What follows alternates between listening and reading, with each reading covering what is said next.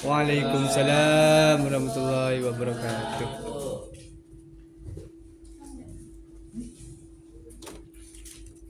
Gimana kabarnya, sehat? Alhamdulillah. Alhamdulillah. Masih semangat? Masih hidup.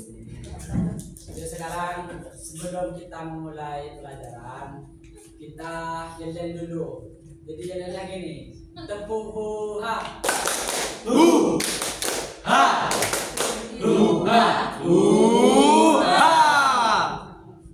Ya sekarang berdiri ya biar lebih semangat. Oh. Fresh biar kita gak capek lagi. Siap? Siap. Tepuk ha. Ha. Ha. Sekali lagi biar lebih keras ya, lebih keras biar lebih semangat. Tepuk ha. Ha. Ha. Baik, terima kasih.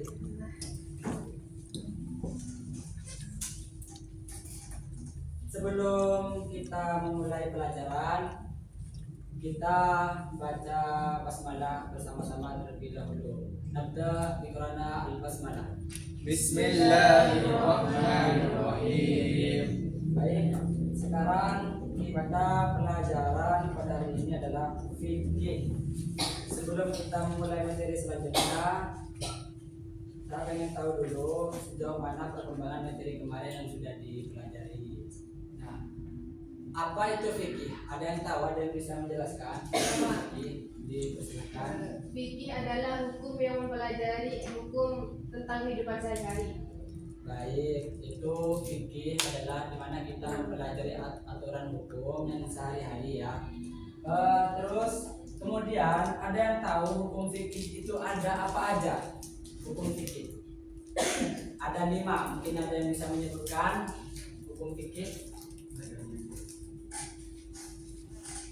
Jadi yang pertama itu hukum fikih salah satunya adalah Haram. Terus kemudian Wajib. Kemudian yang ketiga Sunnah. Yang keempat Makruh. dulu. Yang kelima Mubah. bagus. Kemudian lanjut ya, kita mempelajari tentang sejarah perkembangan fikih dari periode ke periode. Yang pertama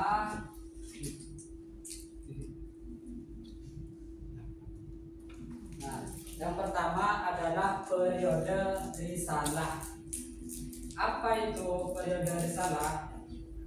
Saya kasih gambaran. Baik.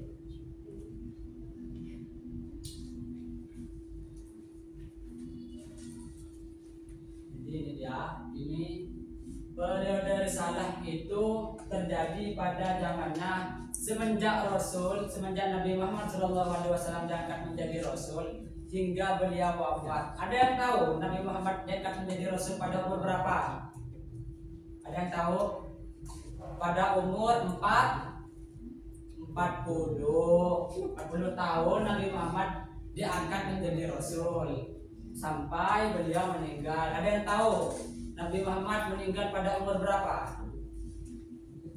Pada umur 63 tahun sampai tahun 632 Masehi atau 11 Hijriah. Nah, pada saat ini pada periode risalah hukum fikih itu langsung ditentukan oleh wahyu Allah yang diturunkan yang sekarang kita sebut Al-Quran itu secara berangsur-angsur. Ketika ada permasalahan hukum fikih langsung dikembalikan kepada Rasul. Nah, yang dijelaskan oleh Rasul yang diberikan oleh Allah, yang didapatkan dari Allah tersebut itu pada saat itu menjadi landasan hukum gitu.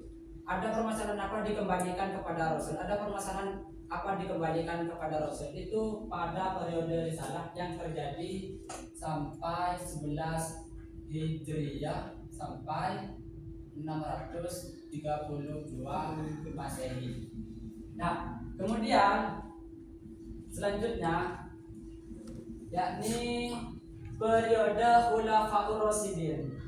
Pernah dengar Khulafaur Rasyidin? Ada berapa Khulafaur Rasyidin? ada 4 pemimpin setelah Rasulullah wafat. Coba sebutkan siapa aja 4 itu. Yang pertama Abu Bakar Siddiq. Yang kedua Umar bin Khattab. bagus. Yang ketiga Ali bin Abi Thalib. Utsman. Yang keempat Ali. bagus. Jadi saya kasih gambaran yang kedua.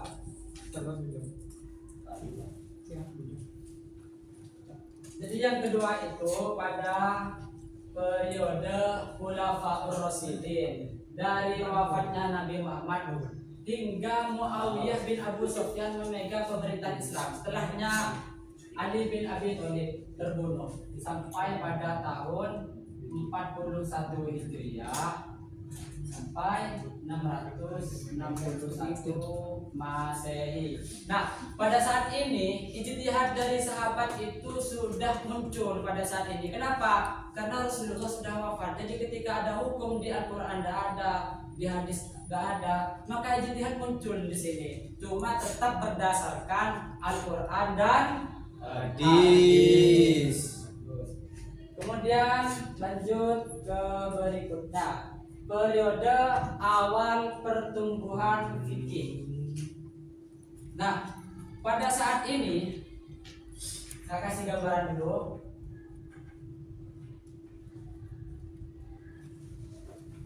Periode awal pertumbuhan fikih ini dimulai dari pertengahan abad ke-1 hingga awal abad ke-2. Nah, pada saat ini ketika sejak masa Khulafaur Rasyidin terutama Utsman bin Affan, ulama itu disebarkan ke berbagai daerah sehingga fatwa dan ijtihad itu yang berbeda mulai muncul.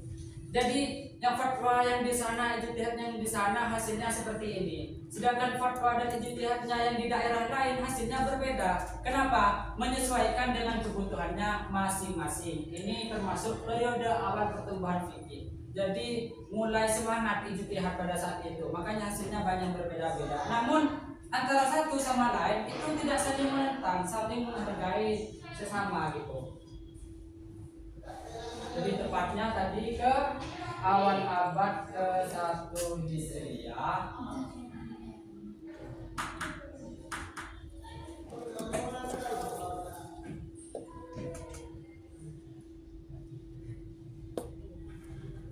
Wow. Jadi sekarang kita coba mempelajari ketiga periode ini untuk sementara terlebih dahulu biar teman-teman juga bisa lebih memahami. Selanjutnya saya ingin membagi 2 kelompok di antara teman-teman. Lala bersama Husairino dan Aini bersama Mirwahatul Jenah. Nah, silakan. Diskusinya simpel saja. Apa yang kalian dapat hari ini? Coba, apa yang kira-kira kalian dapat hari ini? Itu bisa didiskusikan sekarang. Coba. Ntar lagi saya kasih waktu 1 menit dan setelah ini maju sampaikan aja apa yang didapatkan pada hari ini. Cukup 3 tadi. Sambil lalu saya absen dah. Iya, Bapak.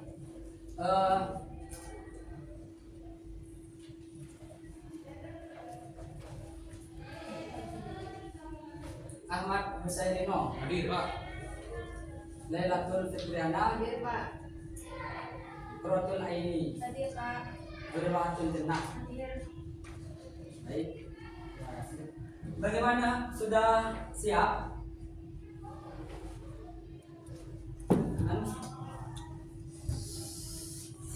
Jadi jika siap dipersilahkan maju perwakilan masing-masing kelompok, perwakilan saja. Tidak apa-apa, walaupun tidak tahu, walaupun khawatir salah, tidak apa-apa. Di sini tempatnya salah. Jangan pernah takut untuk mencoba ya. Jadi dipersilahkan.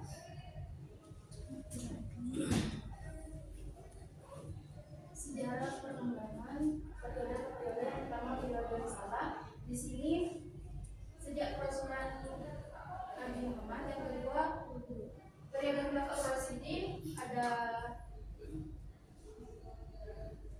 Abu Bakar As-Siddiq, ada Umar bin Khattab, ada Utsman bin Affan dan Sayyidina Ali.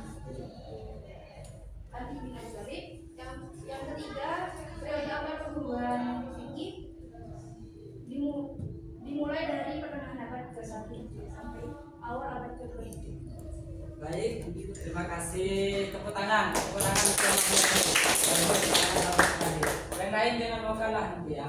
Nah, jadi itulah materi kita hari ini, yang dimana yang pertama itu pada sejak Rasulullah dijadikan Rasul sampai beliau wafat, di mana hukum-hukum itu langsung dikembalikan kepada Rasulullah. Kemudian yang kedua masa Khulafaur Rasyidin itu di mana waktu itu sahabat sudah mulai berijtihad. Kemudian yang ketiga dari awal abad, dari pertengahan abad ke-1 Hijriah sampai awal abad ke-2 Hijriah. Sampai sini mungkin ada yang ditanyakan? Tidak ada, Pak. Ya, dipersilakan. Ada, Pak. Kita harus belajar tentang sejarah perkembangan fikih, Pak. Baik, pertanyaan yang bagus sekali. Kenapa kita kok harus belajar sejarah perkembangan ini? Jadi gini, kata Soekarno itu kita pernah mendengarkan yang namanya jas merah. Jangan sekali-sekali lupakan sejarah. Ya. Kenapa kita kok harus belajar sejarah perkembangan fikih? Agar kita juga dapat mengetahui bagaimana tahapan-tahapan perkembangan fikih, mengenai bagaimana karakter-karakter orang dulu menghadapi ilmu fikih dan sebagainya, agar kita tidak hanya mempelajari fikihnya saja, namun kita juga tahu, oh ilmu ini muncul kayak gini sejarahnya gitu. Bisa dipahami? Baik, terima kasih. Mungkin ada lagi yang ingin ditanyakan? Tidak ada, Pak. Baik. Nah, jadi mungkin cukup sampai di sini saja materi kita pada hari ini. Hayya bina nahtatim bil hamdalah. Alhamdulillahirabbil alamin. Sebelumnya kita berdiri dulu. Kita ayat lagi. Tepuha. Hu ha hu ha hu ha. Kok kurang semangat? Ayo lagi ayo berdiri. Terus saya no. Berdiri yuk. Lebih semangat lagi, lebih keras. Tepuha.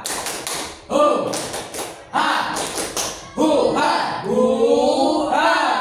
Baik, terima kasih semuanya atas perhatiannya. Assalamualaikum warahmatullahi wabarakatuh. Waalaikumsalam.